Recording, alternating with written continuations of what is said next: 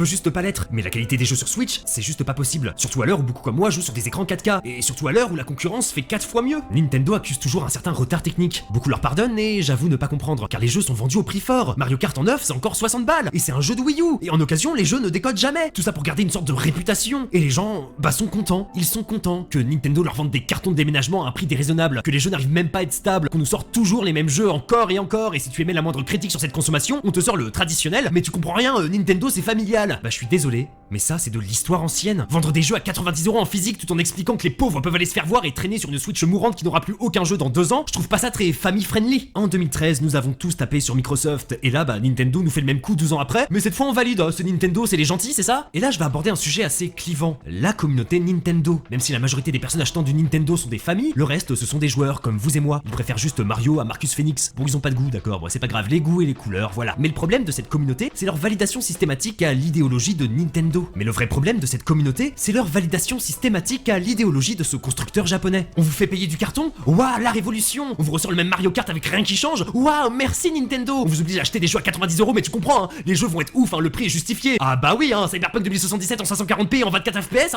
c'est vrai que ça vaut 90 balles! Bon, le jeu va être à 70, mais c'est pas une raison non plus. Tiens, fais amuse de chercher constamment. Fini les dérives sectaires sous couvert de religion et de sous-textes qui remettent en question le joueur. Maintenant, le jeu est coloré de partout et tout le monde est content d'être dans le pays des bisounours. J'aurais dû sentir la carotte en voyant le Peggy 16 sur la boîte. Mais bon, fallait bien lisser Bayonetta pour la foutre dans Smash Bros. Nintendo a littéralement tué ce qu'était Bayonetta pour la foutre dans leur jeu problématique où leur communauté ne peuvent s'empêcher de s'harceler sexuellement entre eux. Super! Mais bizarrement en surface, Bayonetta 2 est un putain